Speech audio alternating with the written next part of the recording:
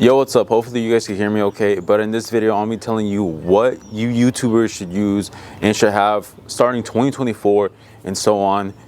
Basically all the essentials that you guys need to blow up based on my experience from getting 600,000 followers, working with people that have like 2 million followers, 300,000 and up, 100,000, 5,000, 10,000 followers, 20,000. Basically every influencer that I worked with or artist that I worked with should have these essentials or should partner with someone that has these essentials to actually grow. People say that equipment isn't everything. Yes and no, because you can have some of the best stuff, but if your presentation isn't good, then no one is going to look at it because it's not catchy or it just looks really bad. One of the most important things is audio, because if you don't have good audio, then everyone's going to be annoyed, right? You can look at a horrible video, that's fine. But if the audio is horrible, too loud, is peaking, or there's no audio at all, it's going to be harder to concentrate on that actual video. So the first thing that I recommend is getting some wireless mics. So the wireless mics I recommend mostly because streamers use it nowadays, and everything's more IRL, so it's like, oh, I'm going out, I'm doing this thing, a social experiment. And you don't actually have to be close to the camera to get good audio. The only reason that you could get like a shotgun mic, so something that's just on the camera itself, is if you guys are shooting like a group video, or if you guys are shooting specific stuff with a certain type of person and you guys have multiple cameras. So that way your main angle or your main point of view is isolated, you can hear yourself way better. And if you really want to, you can get multiple wireless mics, but that could be a little bit pricier than just getting those shotgun mics. The second thing is obviously a camera. You need a camera.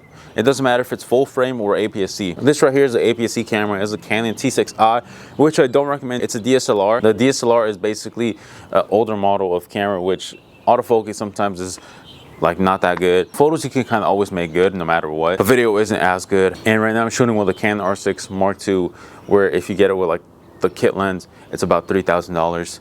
If you get it by itself, it's like 2.5, 2.8. But you can probably find them used now for a few $100s less than what it retails for. This is a full frame mirrorless camera, which is literally like one of the best out right now. I know people with like $4,000 to $6,000 camera bodies that wanted to trade for this camera, or they're like, oh, do you know anyone that's selling a cheap one? It's that good that even like the professionals want to have it as their main camera, which is crazy. And I mean, some of them want to use it as a B cam because the files aren't too big, and they basically provide everything that their more expensive cameras provide. You don't have to get this. You could get a Canon R7 or like a R10 if you're really beginning, or a Sony a6700 or a Sony ZV-E10. That's an APS-C camera. All those four that I mentioned are APS-C cameras, but the R10 and the ZV-E10 are more like beginner because they're like under $1,000 for the camera.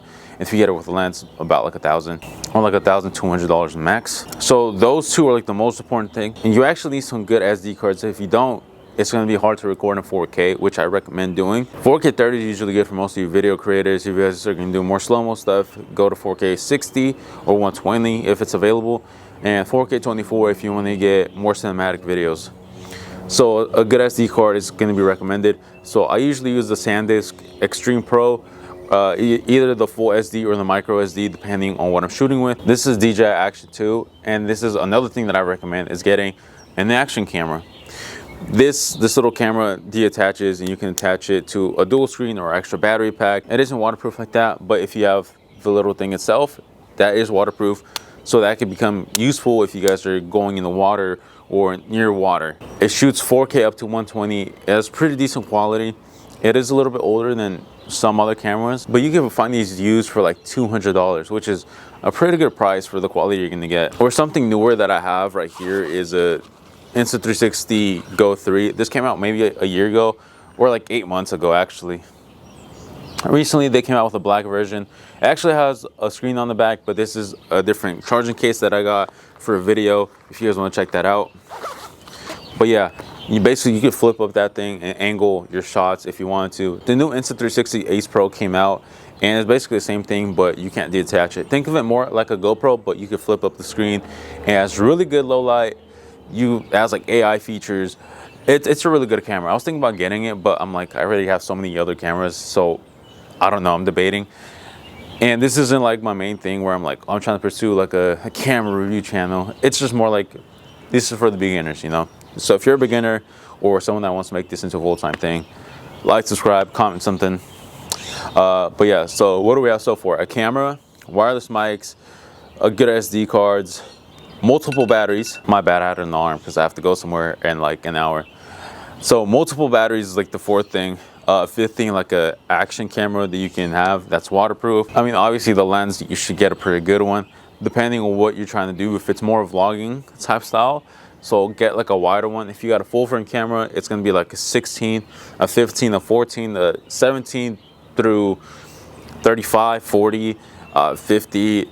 It depends on what your camera is. A 24 to 70 is usually like an all-around lens that people get. But yeah, like it's like a 14, a 15, and a 16 through 35/40. You can get those. They are more expensive because they are L series cameras. So the L series cameras are these red rings. If you're shooting Canon, if you're shooting Sony, there's usually G Master, so it's a GM on those camera lenses. So they are going to be like around $2,000 to $3,000 depending on what you get and on the camera you get. But that's basically like a get one lens and you don't need to upgrade for like forever basically. Or if you guys want an all-around lens, if you get a full frame, it's a 24 to 105, and if you get a APS-C, it's like an 18 to 135. Oh yeah, and if you want wide angle for APS-C, you get a 10 to 18 or 10 to 22 millimeter. And APS-C cameras have a crop. It's either 1.5 or 1.6 for Canon. Then it'll basically be the same thing as a 16 to 35 millimeter. I mean, I think that's the main thing that every YouTuber needs. Extra batteries, maybe something to hold your camera with, better grip, maybe a tripod if you're a solo shooter. Besides that, that's really it. I don't think you need anything else. Based on my experience working with a lot of YouTubers, being a, I guess, YouTuber influencer, working with artists, shot, I guess, professional things for like the Sacramento Kings, where I'm from. It's like a basketball team, a pro basketball team. Sutter Hospital, shot little like quinces and stuff like that, like little events too. I mean, yeah, that's like the main thing. So let me know what you guys think. Is there anything else that you guys would recommend that I forgot? Let me know. Get an SD card reader, obviously, and I think that's like the main thing. Some SSDs or flash drives, and yeah, that's it.